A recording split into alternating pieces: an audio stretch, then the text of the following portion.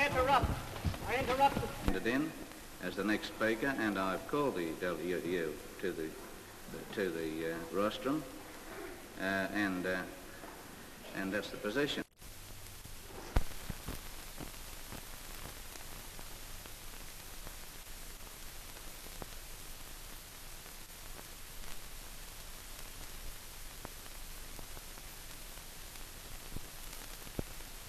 I pass the word to the people. Demandez au président de donner la parole. C'est pas l'Assemblée publique. Demandez au président de la paix. Tranquille là,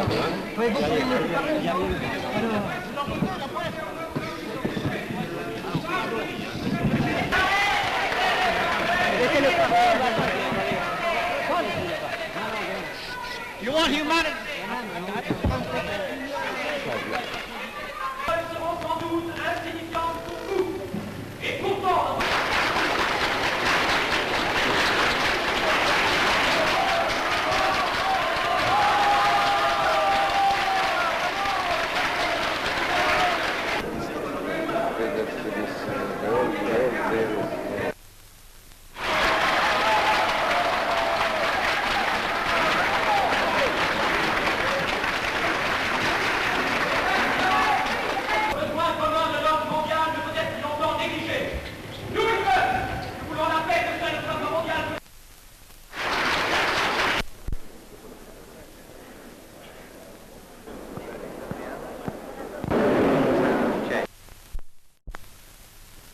We'll resume at 5 o'clock.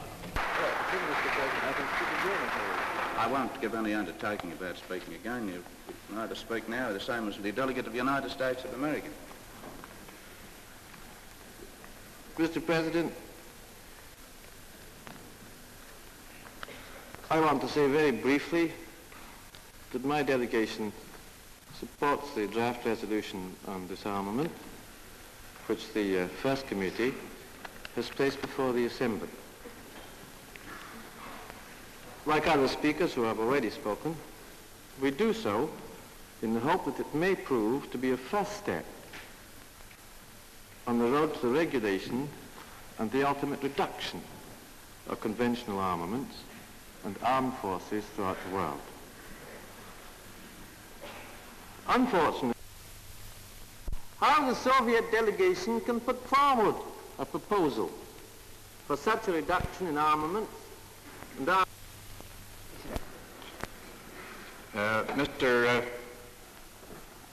President, the Assembly is presented here with two main propositions. There is first the resolution which was recommended to us by the First Committee, and then there is a Soviet alternative that was rejected by the First Committee, but which has now been reintroduced here.